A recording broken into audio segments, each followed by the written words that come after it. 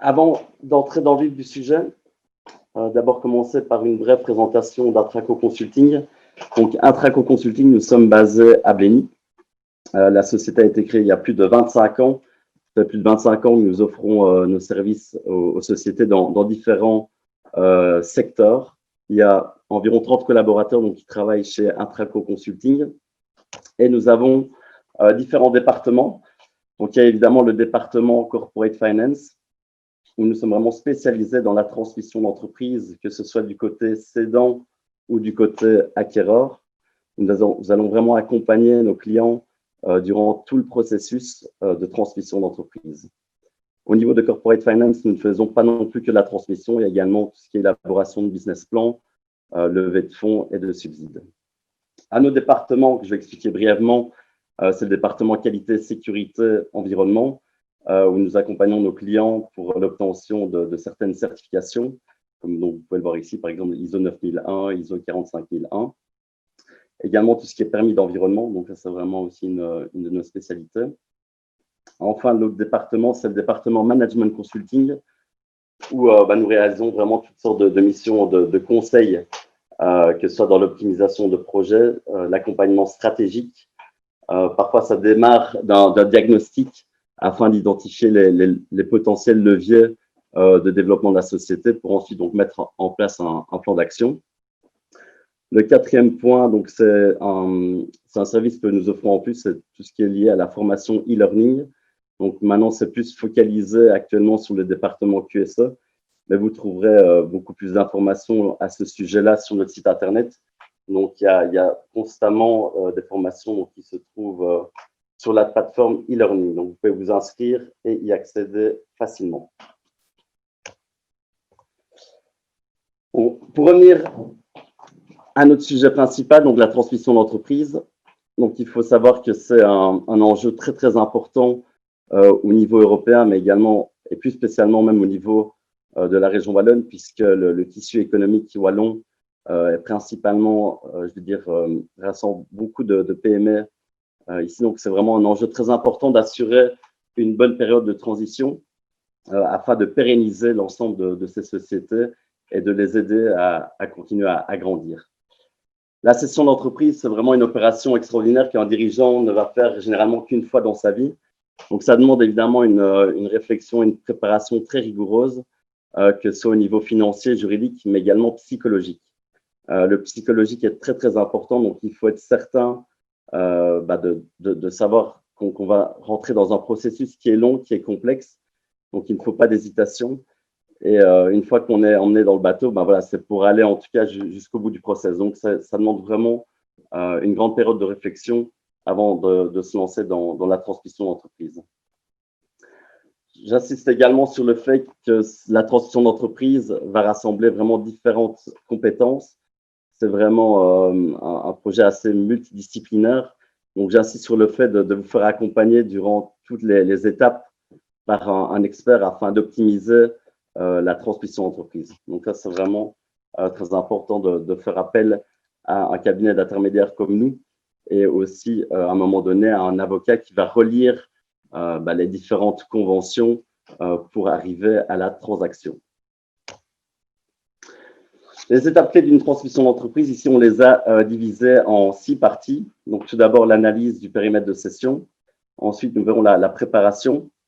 La valorisation, évidemment, très, très importante pour les négociations. L'identification des candidats acquéreurs, qu'on va appeler également les cibles à contacter afin de trouver le meilleur repreneur possible. La négociation, donc, on va voir que la négociation, ce n'est pas seulement sur le prix, mais également sur d'autres éléments très, très importants. Et enfin, nous finirons par la transaction en tant que telle. Et qu'est-ce qui va se passer finalement dans votre société une fois que le repreneur va prendre la main dessus. Donc, au niveau de l'analyse du périmètre de cession, c'est vraiment la première étape pour laquelle le dirigeant doit se poser la question, c'est-à-dire est-ce qu'il va vouloir vendre l'ensemble de la structure? Si c'est un groupe, il y a peut-être également différentes sociétés qui forment le groupe. Donc, c'est vraiment sélectionner le périmètre. On parle de cession partielle si vous ne vendez qu'une partie de vos activités au sein même d'une société. Donc, cela peut avoir différentes raisons, comme par exemple une activité que vous voyez en perte de vitesse, ou alors il y a peut-être un repreneur qui va vous faire une offre assez attractive. Donc, il est tout à fait possible aussi au sein même de votre société de ne vendre qu'une partie de celle-ci sous forme, là ce sera en cession partielle, plutôt sous forme d'une vente de fonds de commerce. Donc, on verra dans les prochains slides la différence entre la vente d'actions et la vente de fonds de commerce. Il y a également un candidat repreneur qui va analyser votre dossier, la société, et qui ne sera peut-être intéressé aussi que par une partie de vos activités. Donc, même si votre objectif, c'est de vendre l'ensemble de l'activité, l'ensemble de la société, il se peut que pour un point de vue stratégique, un repreneur ne vous propose que pour une partie de l'activité. Donc, après, c'est à vous de voir si c'est faisable et si c'est une proposition valable pour ensuite vendre évidemment le reste de votre société. On a ici quelques exemples sur lesquels axer votre réflexion. Donc, pour la première partie, donc l'activité, c'est analyser vos branches d'activité, la rentabilité de ces différentes activités, la relocation des activités, 6 séparations. Donc, ça, c'est vraiment des points très, très importants que vous devez prendre en compte lorsque vous allez poser votre réflexion sur une éventuelle transmission d'entreprise. Pour les 3 autres points, on part déjà ici un peu plus dans la préparation, c'est-à-dire analyser les forces et faiblesses de votre société. Donc, au niveau des clients, la diversification du portefeuille client a un impact évidemment assez important, puisque s'il n'y a qu'un client majoritaire qui compose votre chiffre d'affaires, c'est certain que pour le repreneur, le risque va être évidemment plus important lors de la reprise. La présence de contrats va permettre également au repreneur d'avoir une certaine sécurité au niveau du chiffre d'affaires futur. Au niveau des fournisseurs, évidemment, très important, c'est de voir la solidité du partenariat. Est-ce qu'il y a également des contrats qui sont signés avec eux? Est-ce qu'il y a des backups existants ou est-ce que vous êtes vraiment lié à un fournisseur particulier? Donc, tout ça, c'est dans une stratégie de réflexion afin, je veux dire, de présenter la société sous son meilleur jour. Donc, de peut-être prendre un moment des actions correctives afin que votre société donne un visage plus solide qu'elle ne l'est actuellement. L'impact fiscal a également un rôle évidemment très important pour vous, puisque si on est dans un schéma de vente de fonds de commerce ou d'un schéma de vente d'actions, l'impact fiscal va être vraiment différent. Il faut également comprendre qu'en Belgique, on est un des rares pays en Europe à être exonéré au niveau de la plus-value sur cession d'actions. Donc, c'est un avantage qui est vraiment très, très important, puisque quand il n'y a pas vraiment une action spéculative sur la vente de société, la vente de parts, vous ne serez pas taxé sur la vente de vos actions lorsque vous êtes dans un schéma de share deal. Donc, c'est vraiment encore avantageux. Ça va peut-être changer dans les années à venir. Donc, voilà, si vous hésitez, c'est quand même un point très, très important à prendre en compte, c'est qu'actuellement, il n'y a pas de fiscalité à ce niveau-là. Donc, ici, dans ce schéma-ci, donc, il y a d'abord la question d'un asset deal ou d'un share deal. Un share deal, et on va plus s'orienter donc dans un asset deal pour la vente d'un fonds de commerce si vous vendez qu'une partie de vos activités. La question vient ensuite, est-ce qu'on va réaliser une transmission externe ou une transmission plutôt interne? Dans ce cadre-là, on parle plutôt de MBO. Donc, MBO, c'est par exemple un rachat d'actions par un cadre de la société. Donc, je veux dire, parfois, il ne faut pas aller trop loin pour chercher une cible idéale pour la prise de votre société. C'est peut-être mieux qu'elle soit reprise dans les mains d'un cadre qui connaît déjà la société. Ça peut faciliter la transmission et diminuer aussi les coûts relatifs à cette transmission. Transmission externe, donc là, on parle de management buy-in. Donc, on va vraiment aller plutôt vers des sociétés, des investisseurs qui sont externes à la société. Donc, toujours, de toute façon, le choix entre une reprise partielle ou une reprise totale, ça ne change pas que ce soit pour une transmission externe ou une transmission interne. Donc, pour revenir au rachat d'actions, il faut savoir que si vous rachetez les actions, si vous vendez vos actions, évidemment, le repreneur va hériter de tout le passif de la société, donc actif, passif. Donc, il va vraiment prendre tous les engagements existants de la société. Donc, ce qui va amener évidemment un audit d'acquisition. Donc, l'audit d'acquisition qu'on appelle également due diligence. Donc, c'est un mot très important, un mot assez technique en transmission d'entreprise, mais qui revient relativement souvent, puisque c'est via cette due diligence que le repreneur va pouvoir valider toutes les informations qui lui ont été transmises. Donc, cette due deal est vraiment très importante. Et dans un cas de share deal, elle va avoir évidemment un effet très important puisqu'ils vont vraiment ouvrir les comptes de la société, mais pas seulement financier, et également tout l'aspect social, environnemental qui va être analysé et qui va pouvoir peut-être à un moment avoir un impact au niveau du prix de la transaction si certains éléments ont été identifiés qui peuvent avoir un impact néfaste pour la suite de l'activité. Dans le cadre d'un asset deal, donc d'une vente de fonds de commerce, donc là, c'est plutôt des biens, on parle de rachat de biens matériels et immatériels. Immatériel, on parle de goodwill. Donc, c'est vraiment ce qui est relatif à la marque, à l'enseigne, au portefeuille de clients, à la réputation de la société. La partie matérielle, donc évidemment, c'est tous les équipements, le mobilier, les biens immobiliers, les machines. Donc là, le repreneur va plutôt cibler ce qui va reprendre dans la société. Il ne peut évidemment reprendre dans la société que ce qui est relatif à la société, c'est-à-dire tout ce qui est propriété de la société actuelle. Donc, tous les engagements, tous les contrats, les dettes peuvent être transférées dans le cadre d'un asset deal, mais il faut vraiment que ce soit la société cédante qui soit propriétaire de ces différents contrats. Donc, ça, c'est vraiment très, très important. En tout cas, dans la distinction entre un asset deal et un share deal, on est quand même sur deux approches différentes. Dans un asset deal, l'avantage pour le repreneur, c'est qu'il va pouvoir amortir ce fonds de commerce dans la société dans laquelle il va racheter donc l'activité. Donc, c'est évidemment un avantage assez important pour lui. Au niveau de la préparation, donc ici, on va voir dans les prochains slides quatre éléments très importants de la préparation. Tout d'abord, c'est la prise de connaissance du processus de transmission. Ensuite, l'analyse du marché de l'entreprise. Donc, c'est qu'il faut vraiment bien comprendre les forces et faiblesses de son entreprise. Ensuite, on verra également quels sont les moyens d'action au niveau de la société pour la rendre, je veux dire, plus attrayante aux yeux des candidats repreneurs. Enfin, la préparation d'un dossier marketing de présentation, donc qui est également un point très important. C'est un document qu'on appelle Information Memorandum. Donc, c'est un document qui va servir de base commerciale pour aller trouver donc des candidats acquéreurs, donc pour leur présenter la société dans son ensemble avec son organisation interne, la structure de l'actionnariat. Mais ça, donc, on va y venir un petit peu plus loin. Donc, tout d'abord, au niveau de la prise de connaissance du processus de transmission, donc, il y a la partie diagnostic. Donc là, c'est évidemment un travail préparatoire très, très important. Comme exemple, par exemple, il y a le cash qui se trouve dans votre société. Donc, s'il y a un excédent de trésorerie très important, ça peut être en effet un frein pour le repreneur puisqu'il va devoir s'acquitter de cette trésorerie au niveau du prix de la transaction. Donc, il y a peut-être des moyens plus efficaces, plus ingénieux de sortir le cash pour le cédant avant de mettre cette société à la vente.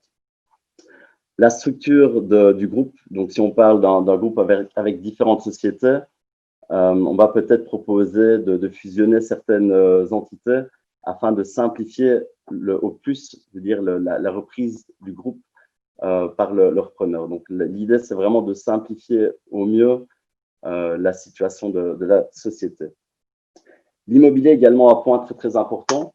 Donc, ça va être aussi une grande décision de la part du cédant de se dire est-ce que je garde l'immobilier qui va lui permettre peut-être d'avoir une rente future pendant X années ou est-ce qu'il veut vraiment vendre le lot complet, donc avec l'immobilier dedans. Si l'immobilier est déjà présent dans une société existante, donc séparée de l'activité opérationnelle, ça peut en effet faciliter les choses. Si l'immobilier est vraiment reprise avec la société opérationnelle, on va pouvoir procéder à une scission partielle afin donc de retirer la partie immobilière de la société opérationnelle. Donc tout ça, c'est évidemment des étapes, c'est des opérations qui prennent du temps. Donc dans la préparation, on estime qu'il faut parfois plusieurs années pour bien préparer la société. Évidemment, ça dépend de la taille de celle-ci. Pour une société de taille moyenne, on peut parler en une année, quelques mois. Ça dépend un petit peu évidemment de la complexité de la structure. Donc, préparer la société, c'est là prendre toute une série de plans d'action afin d'améliorer, de simplifier la reprise de cette société. La valorisation, donc, c'est évidemment un point très important pour trouver un accord avec un acquéreur. Quelle est la fourchette de prix qui va être présentée au candidat acquéreur pour réaliser cette transaction? Donc, le dossier de présentation, nous en avons déjà parlé. Et ensuite, donc, viendra le ciblage et la négociation donc, avec les différents candidats acquéreurs qui auront été identifiés. Au niveau de l'analyse du marché d'entreprise, donc l'analyse SWOT, donc, qui est une analyse assez connue, mais ici, on va vraiment la pousser plus dans un sens de transmission d'entreprise. Donc, au niveau des forces, par exemple, est-ce que j'ai un portefeuille de clients assez diversifié? Donc, ça, c'est évidemment un point très important à prendre en considération, donc qui est plutôt un élément positif pour la société. Au niveau des faiblesses, on peut pointer notamment un dirigeant qui aurait une mainmise très importante sur la société, donc pour lequel beaucoup de décisions passent, où il y a peu d'autonomie qui sont prises par les personnes en dessous de lui. Ça, c'est plutôt une faiblesse puisque lors du départ du dirigeant, la société va perdre comme un atout assez important pour la suite de son développement. Dans les opportunités, on peut pointer aussi notamment la possibilité d'extension. Donc, s'il y a une extension possible sur le site, ça va être évidemment assez intéressant pour le repreneur afin de se projeter dans le futur. Au niveau des menaces, donc il y a ici quelques exemples. Moi, je vais pointer surtout un. C'est par exemple l'arrivée d'un nouveau concurrent sur le marché, donc qui pourrait avoir un impact en termes de diminution de chiffre d'affaires. Donc, c'est vraiment très important en interne de réaliser cette analyse pour essayer, si possible, de prendre des mesures correctives afin d'améliorer la situation de la société en vue d'une vente future. Donc, quels sont les points sur lesquels on peut agir? Au niveau des salariés, évidemment, c'est tout d'abord identifier les personnes clés, leur donner de plus en plus d'autonomie, donc si on se positionne en tant que dirigeant, embaucher du personnel si nécessaire. Donc, si vous voyez que votre organigramme, que votre structure est peut-être un peu légère finalement et que vous faites beaucoup d'heures supplémentaires, peut-être embaucher par exemple un bras droit qui sera le bienvenu pour le repreneur. Au niveau du matériel roulant et machines, vendre le superflu. Donc, ça va permettre aussi d'engranger des revenus et surtout du cash supplémentaire qui sera valorisé dans la négociation. Au niveau des contrats, s'il n'y a pas de contrat existant avec des partenaires clés, c'est peut-être se poser la question, est-ce que ce ne serait pas nécessaire de réaliser ce type de contrat, ou en tout cas, s'il y a des contrats existants, de prolonger ceci à une date, en tout cas plus lointaine, à une date, on va dire, quelques années, sur un horizon de 2-3 ans, donc ce qui permettrait aux repreneurs d'être un petit peu plus tranquille lors de la reprise de la société, donc avec vraiment déjà une base solide contractuelle avec les partenaires clés. Donc l'immobilier, on en a parlé, c'est important de regarder la date d'échéance des permis pour déjà anticiper ce point-là qui peut être un point bloquant pour un repreneur. Terminer les rénovations en cours, évidemment, c'est toujours mieux de présenter une société avec un immobilier qui est totalement opérationnel. Et enfin, négocier des options d'achat. S'il y a déjà des possibilités d'agrandir l'exploitation, c'est peut-être déjà faire des démarches afin de voir quel serait le coût d'investissement pour ce type de réalisation. Au niveau de l'immobilier, il y a également la pollution du sol. Donc ça, c'est vraiment un point qui est devenu également clé au niveau des repreneurs. Donc ça, vous n'y échapperez pas si vous vendez votre immobilier. C'est de prouver aux repreneurs que le sol n'est pas pollué.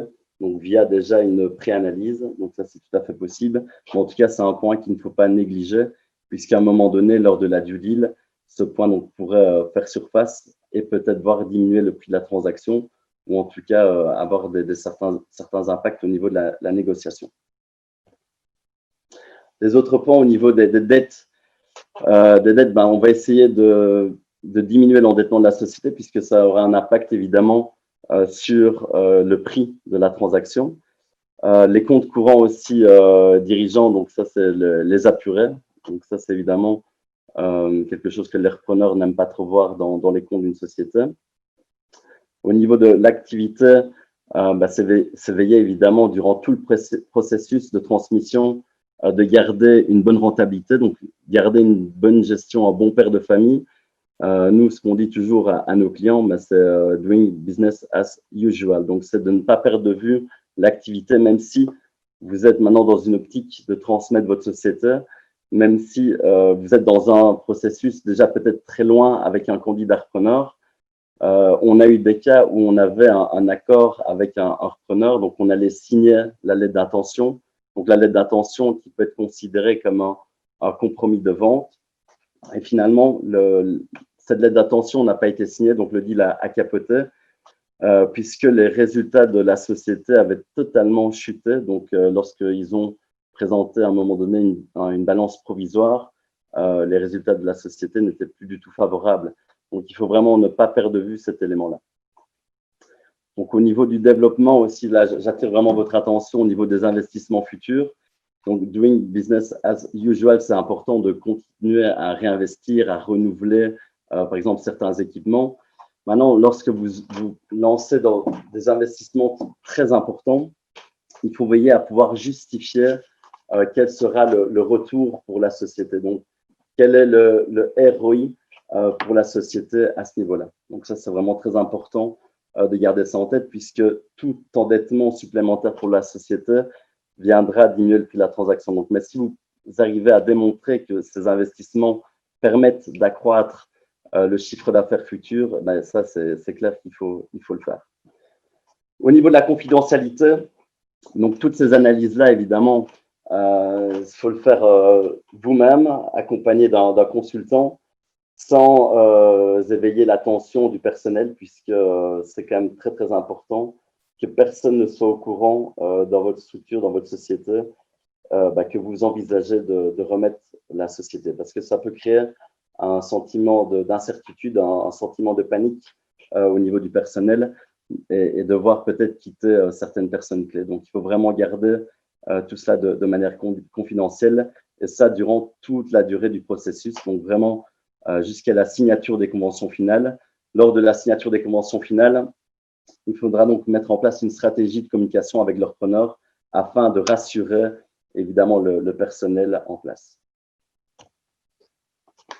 Donc, au niveau de la préparation, il y a également l'infomémo, donc qui est très important. Donc, je rappelle la plaquette de présentation de la société qui va vous permettre de présenter dans un premier temps la société au repreneur.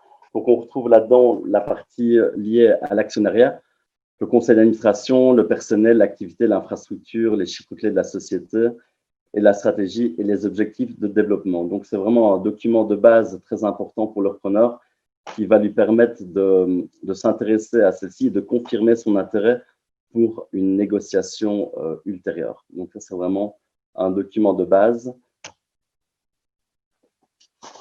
Nous allons passer maintenant à la valorisation. J'insiste vraiment sur le fait que valorisation n'est pas égale au prix. Donc, on a une phrase d'un célèbre investisseur américain, Warren Buffett, qui dit « Value is what you get, price is what you pay ». Donc, on le résume ici de dire que la valeur, c'est une estimation de la société à un certain moment, mais le prix va être le résultat finalement d'une négociation entre un acheteur et un vendeur et qui peut être influencé par la motivation des parties. Donc, par exemple, si pour le repreneur, la cible est tellement stratégique qu'il va peut-être être motivé à payer un peu plus qu'il ne devrait. La rareté de la société, donc si elle est également sur un marché de niche, va également avoir tendance à augmenter le prix de la transaction et également le nombre de candidats acquéreurs. Donc actuellement, tout récemment, hier, on a eu un accord, donc on a signé une lettre d'intention pour un de nos clients dans le cadre d'une vente de société. Il y avait 2 candidats acquéreurs donc, qui étaient en course pour la négociation. Donc ça, évidemment, ça permettait aux cédants d'être dans un fauteuil puisque lundi, on lui a présenté les 2 propositions et finalement, il n'a eu qu'à choisir. On a même pu un petit peu jouer aux enchères entre les 2 repreneurs donc pour optimiser évidemment le prix de cession. Donc ça, c'est important et ça, c'est le rôle, c'est notre rôle en tant qu'intermédiaire, c'est d'arriver à un bon timing, d'arriver à mettre vraiment les cibles les plus pertinentes autour de la table afin de pouvoir, à un moment donné, négocier le mieux possible la vente de la société.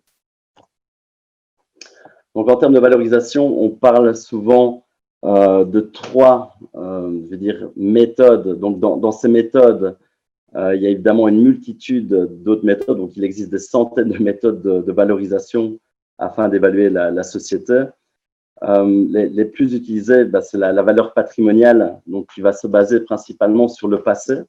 Donc, sur le passé, c'est-à-dire sur les fonds propres de la société auxquels on va venir ajouter les plus-values latentes qui se trouvent dans les actifs. Donc, par exemple, l'immobilier, si l'immobilier, la valeur de marché est plus importante que la valeur nette comptable donc, qui se trouve dans les actifs, on va venir ajouter ce montant-là aux fonds propres. On va également rajouter un goodwill, donc on va tout de même valoriser la rentabilité de la société sur X années.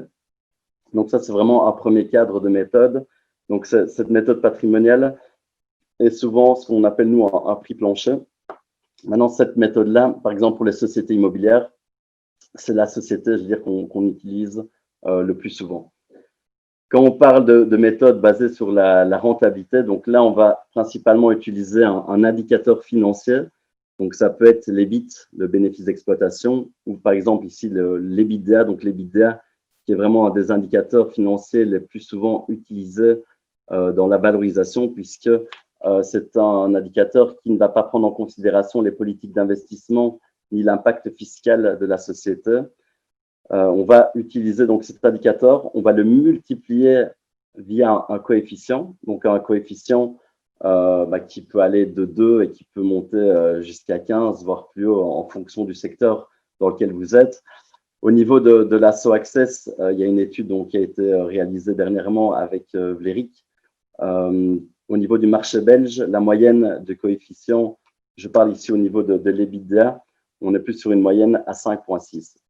Donc, ce coefficient est basé évidemment sur la force de votre société, donc sur ses capacités à générer évidemment du bénéfice, mais également sur sa taille et à ses perspectives d'avenir. Donc, ça, c'est avec votre consultant, votre spécialiste en valorisation que vous allez pouvoir déterminer ce coefficient. Ensuite, on va parler de rendement, de méthodes basées sur le rendement. Donc, c'est plus une projection sur l'avenir. Donc là, on parle plus de méthode DCF, donc Discounted Cash Flow. On va valoriser les flux de cash qui sont dans la société pour les années à venir.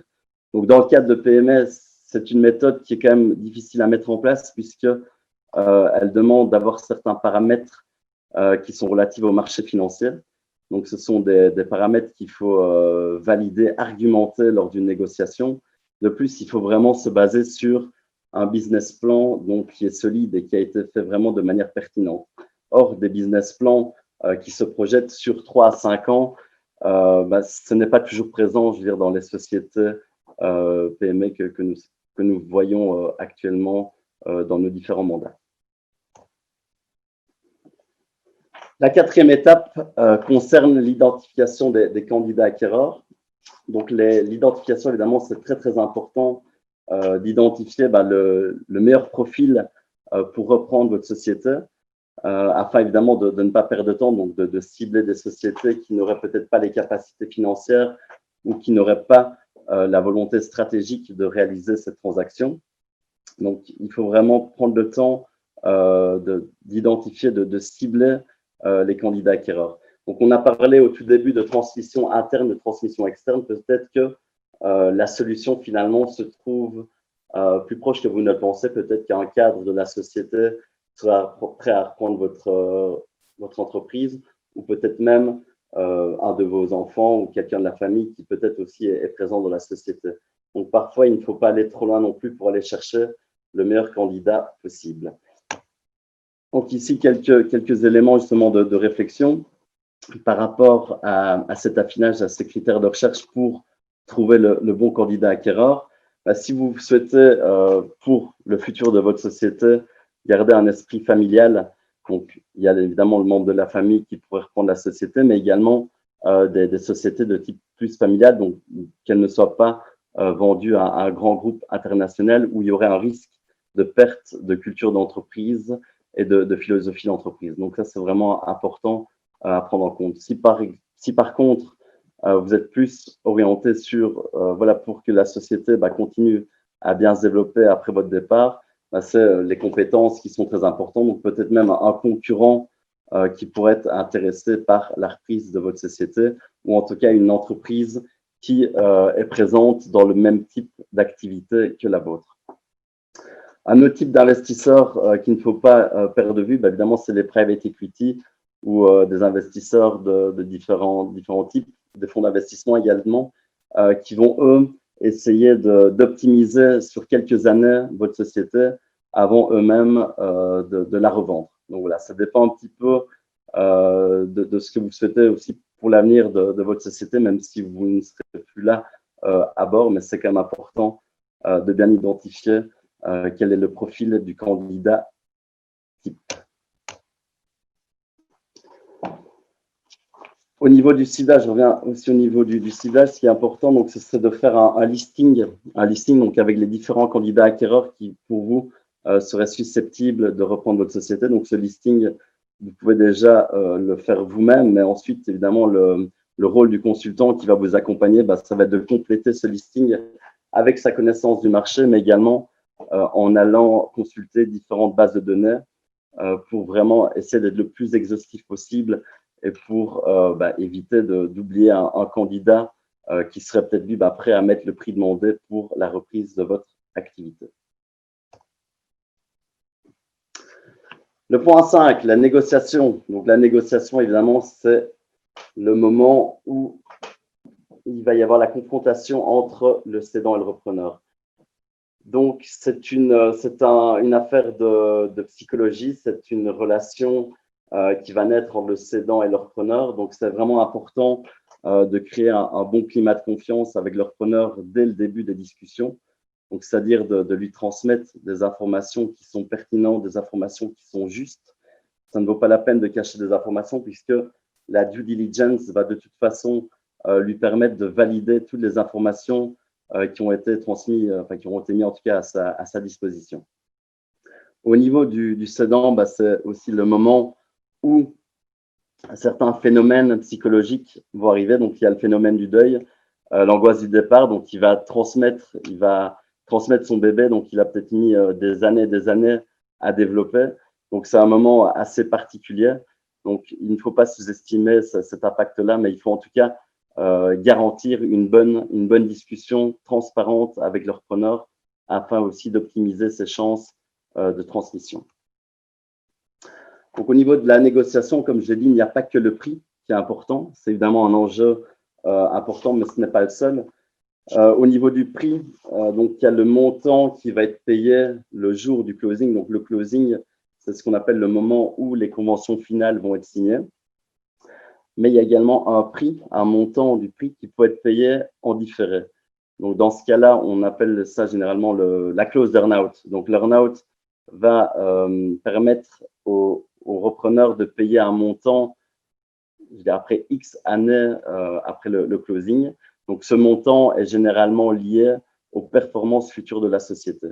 Donc, ça, c'est également un point très important, la clause d'earn-out qu'on voit en fait de plus en plus apparaître suite à la crise sanitaire, puisque l'année 2020, malheureusement, a eu un impact, la crise sanitaire a eu un impact assez néfaste dans de nombreux secteurs. Donc, afin de ne pas avoir un impact trop important au niveau du prix suite à cette crise sanitaire, on va mettre une solution, c'est de mettre en place un processus d'earn-out qui va permettre donc de rétablir le prix suite à la performance future, donc en prenant peut-être comme référence une année 2021, une année 2022 qui sera considérée plus normale pour le business.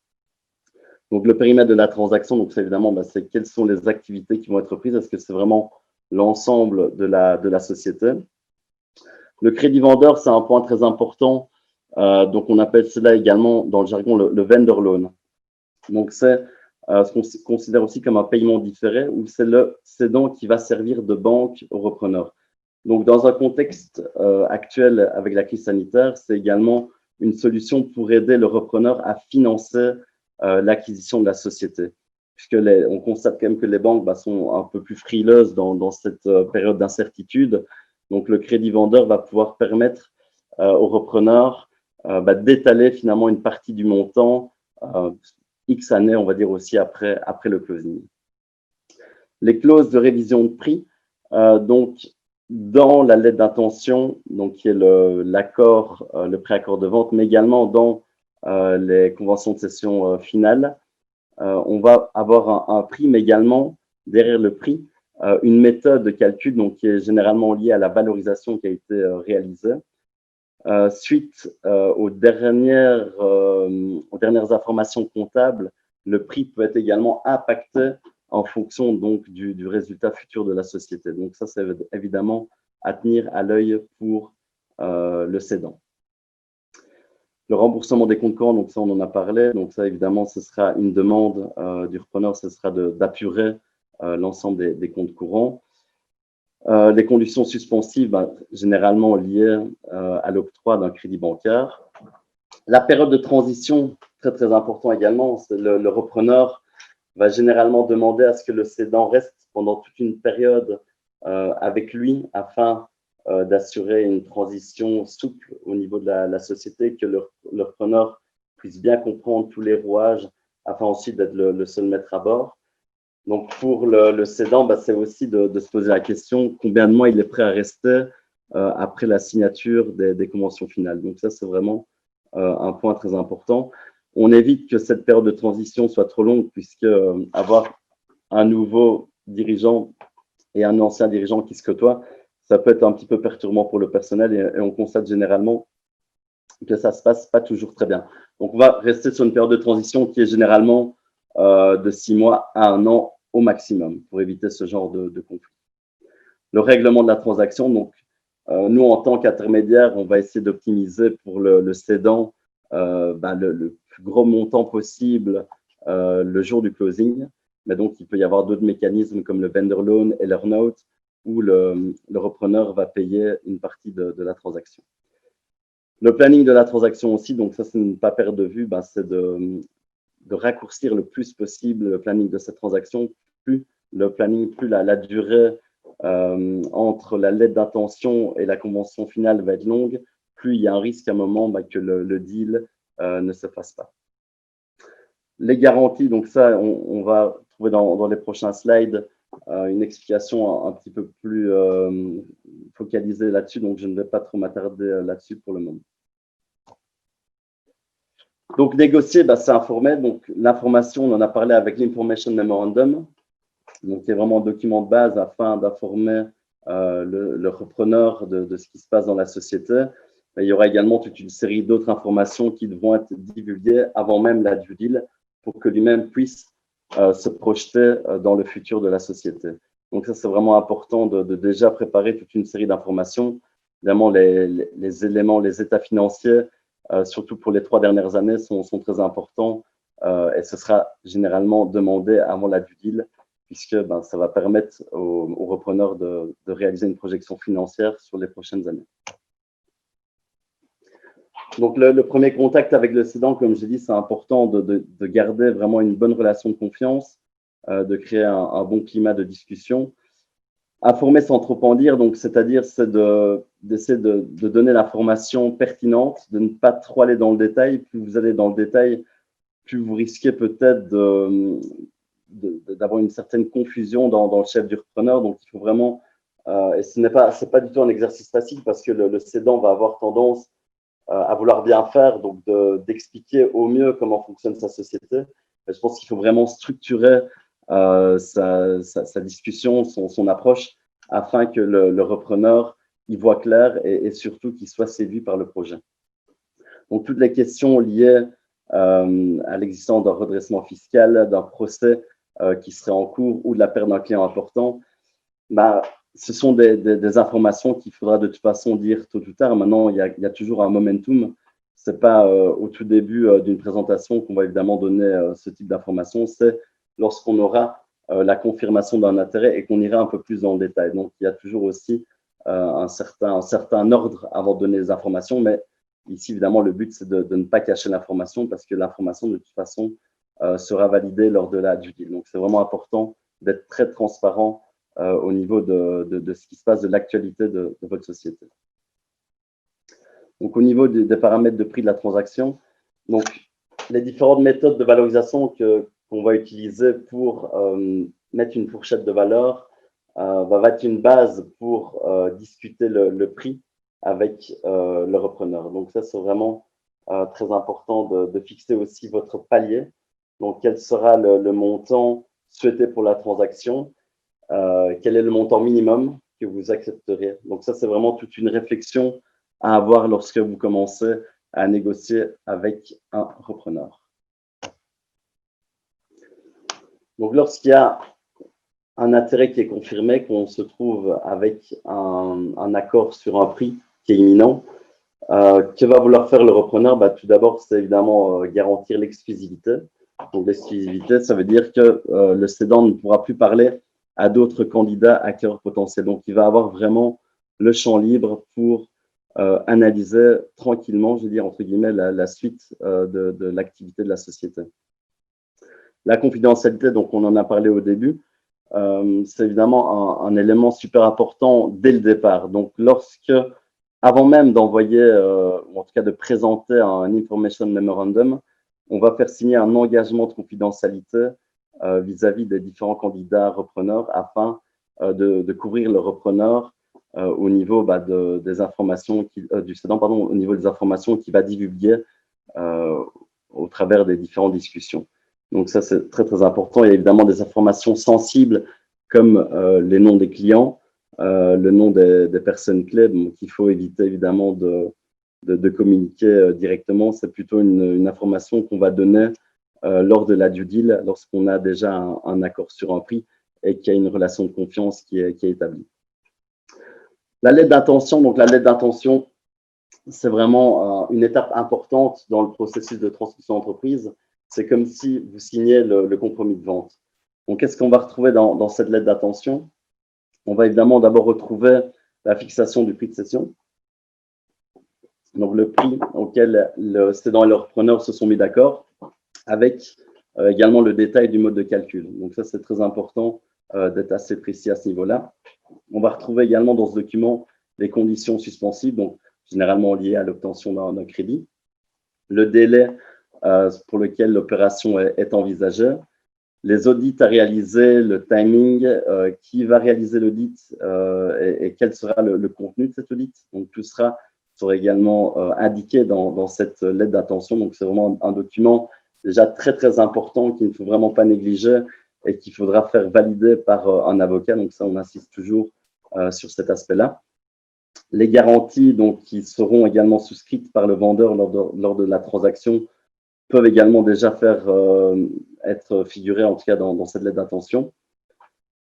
L'exclusivité ou non de la négociation, donc là, l'exclusivité, généralement, évidemment, le repreneur va exiger, une fois qu'on a une lettre d'intention signée, d'être seul à bord pour négocier avec le cédant. Donc, la due deal, on en a déjà parlé tout à l'heure, mais c'est vraiment, donc, je préfère me répéter un petit peu, puisque c'est vraiment aussi une étape. Une fois que la lettre d'intention va être signée, le repreneur va donc entamer toutes les opérations de due diligence, donc l'audit d'acquisition, donc qui va se baser vraiment sur tous les éléments de la société, donc que ce soit financier, fiscal, juridique, environnemental, IT. Donc, c'est vraiment une analyse 360 degrés de la société où là, le cédant va devoir vraiment ouvrir ses comptes, va devoir ouvrir tout type d'informations, communiquer les contrats. Donc, c'est une étape importante. Durant cette due deal, évidemment, le risque, c'est que le repreneur identifie un point qu'on peut appeler deal break, donc il pourrait mettre en péril la réalisation de la transaction puisqu'il ne va pas être peut-être à l'aise avec un élément qui aura été identifié, par exemple une pollution de sol qui aurait été identifiée dans une analyse et qui pourrait avoir un impact financier trop important pour le repreneur. Si l'opération se réalise, ça peut néanmoins avoir un impact au niveau du prix. Donc, s'il y a des créances douteuses qui sont identifiées avec vraiment une forte incertitude quant à la récupération de la créance, certaines garanties spécifiques pourront être mises dans la convention finale de cession afin que le repreneur couvre ce risque. Donc voilà, la due deal, c'est vraiment une étape très, très importante et qui fera aussi, qui sera source de négociation à la fin de celle-ci, donc une fois que le rapport de la due deal aura été réalisé. La garantie de passif, donc la garantie qui est déjà souvent indiquée dans la lettre d'intention, mais qui est généralement vraiment fixée dans les conventions de cession, va permettre de sécuriser l'historique de la société pour le repreneur. Donc, toutes les transactions, que ce soit avec des clients, avec des fournisseurs, les relations avec le personnel, antérieures à la signature des conventions finales, seront toujours sous la responsabilité du cédant. Donc, si à un moment donné, un litige apparaît avec un personnel, mais un litige antérieur à la signature des conventions finales, ce sera le cédant qui va être responsable. Si en tout cas, il y a une garantie, évidemment, qui a été indiquée dans ce sens dans les conventions finales. Donc, le repreneur va pouvoir aller puiser dans ce montant-là, donc dans cette garantie, afin de couvrir les coûts relatifs à ce litige, donc qui pourrait évidemment recourir à un dédommagement financier pour la société, mais finalement pour lequel le repreneur n'est pas responsable. Donc, la garantie de passif, c'est vraiment dans la négociation aussi un point qu'il ne faut pas perdre de vue, parce que c'est très important. Et dans la négociation, c'est souvent aussi un point, un moment qui peut malheureusement amener à un deal break entre le repreneur et le cédant. Dans la garantie de passif, on parle aussi de garantie de la garantie. Donc, à savoir, c'est bien beau d'indiquer dans la convention de cession qu'il y aura une garantie. Si on parle d'un montant de transaction à 1 million d'euros, on va peut-être partir sur une garantie qui est tout de même de 200 000 euros. Donc, la garantie, c'est souvent un pourcentage du prix de la transaction. Elle a une durée, donc elle n'est pas non plus éternelle. La durée moyenne d'une garantie, c'est 3 ans. Donc, je veux dire, le cédant va être responsable des relations passées de la société pendant, en règle générale, 3 ans, donc pour un montant déterminé. Mais le repreneur peut également envisager donc d'obtenir une garantie pour être certain qu'il soit payé si, malheureusement, il doit faire appel à cette garantie.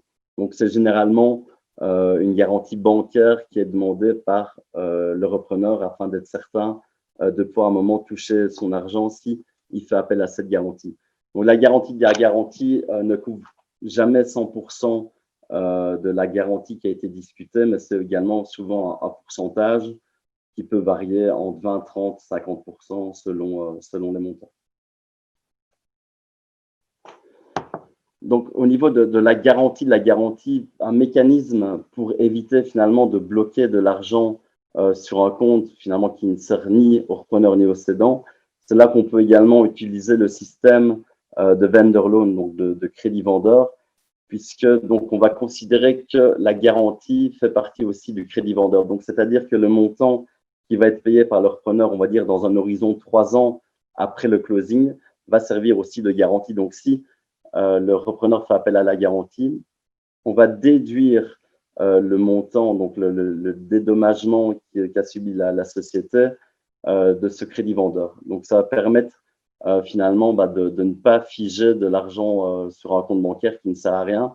De plus, ce crédit vendeur permet aussi au cédant d'obtenir un taux d'intérêt. Donc, il y a quand même aussi, je dirais, un revenu financier qui est relatif à ce crédit vendeur.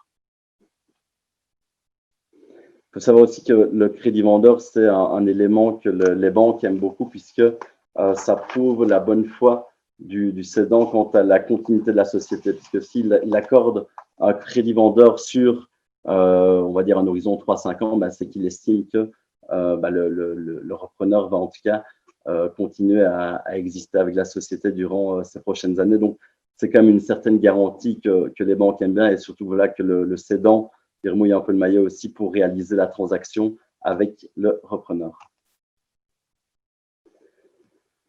Donc, après la discussion, une fois qu'on a mis toutes ces négociations-là, on a trouvé un accord pour tous ces points-là. Une fois que la due diligence a été validée, il ne reste plus finalement qu'à signer les conventions finales. Donc, dans la convention finale, on va retrouver en grande partie tout ce qui était indiqué dans la lettre d'intention, donc à savoir l'objet de la vente, le prix de la vente, le date du transfert. Donc, c'est aussi important que la signature de la convention n'est pas toujours relative à la date de transfert de propriété. Donc, on peut signer un deal le 10 janvier, mais par exemple que le transfert de propriété a été réalisé le 31 décembre. Donc, ça, c'est également des éléments de discussion. On va donc indiquer les garanties fournies par le cédant. Et aussi, très, très important, c'est la clause de non-concurrence. Donc, dans la négociation, la clause de non-concurrence, c'est une clause qui est demandée, on va dire presque systématiquement par leur preneur, afin également de se couvrir que le cédant ne vende pas sa société, puis quelques mois plus tard, ne reconstitue pas une nouvelle structure dans le but de faire concurrence avec la société qui l'a vendue. Donc, c'est un point aussi très important. La clause de non-concurrence, en règle générale, selon en tout cas la jurisprudence qu'on peut voir actuellement, elle a une durée de 3 ans. Voilà. Ces 3 ans sont laquelle le cédant ne pourra plus réaliser une activité similaire dans la même zone géographique par rapport à la société qui l'a vendue.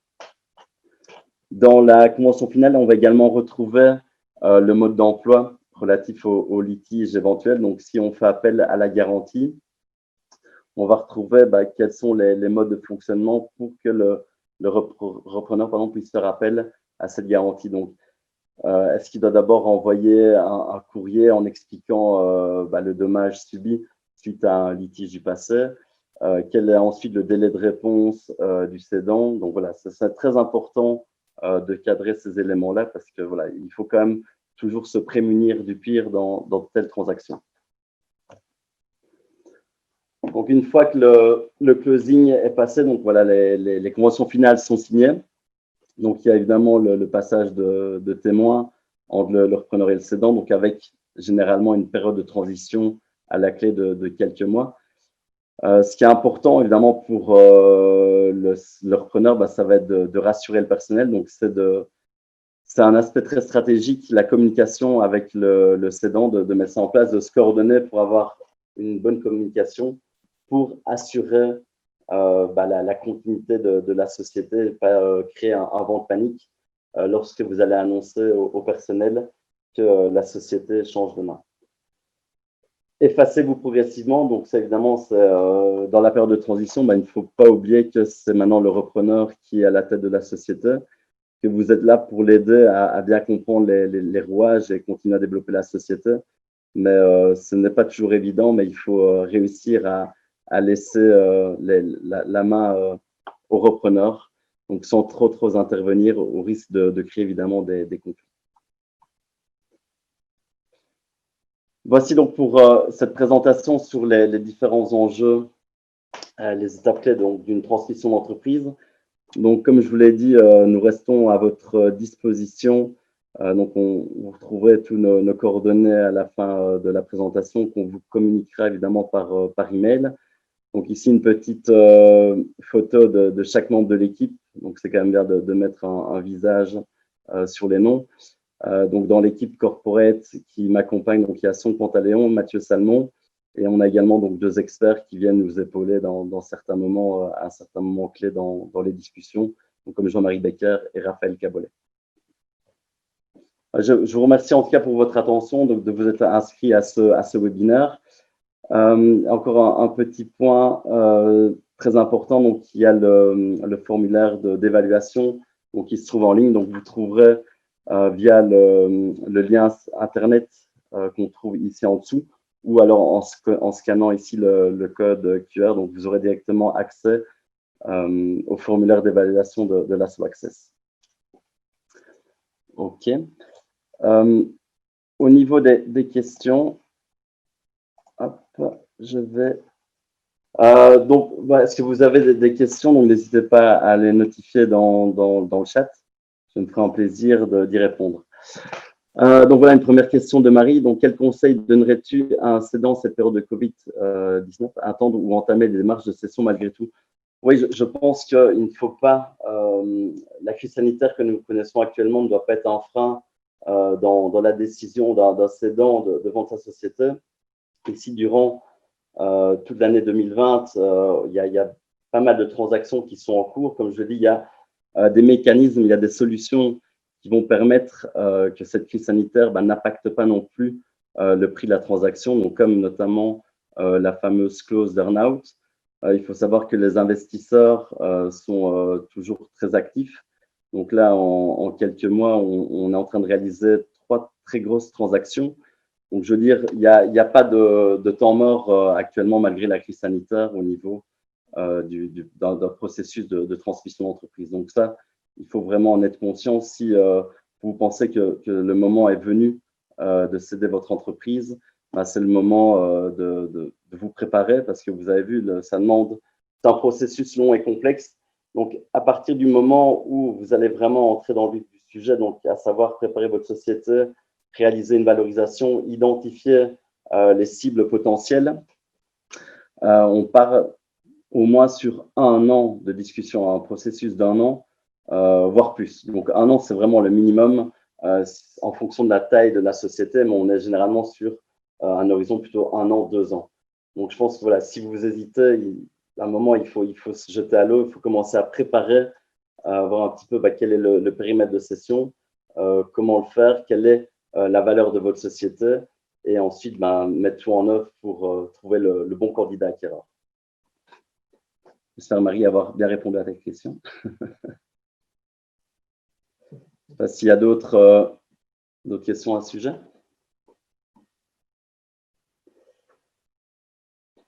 Ok, de toute façon, voilà, mes coordonnées donc, se retrouveront dans les slides, donc vous n'hésitez pas à m'envoyer un email ou à me contacter par téléphone.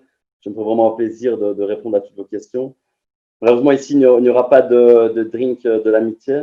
Donc voilà, je ne reste plus qu'à vous souhaiter en tout cas une excellente soirée et merci beaucoup d'avoir assisté à notre webinaire. Merci beaucoup. Bonne soirée à tous.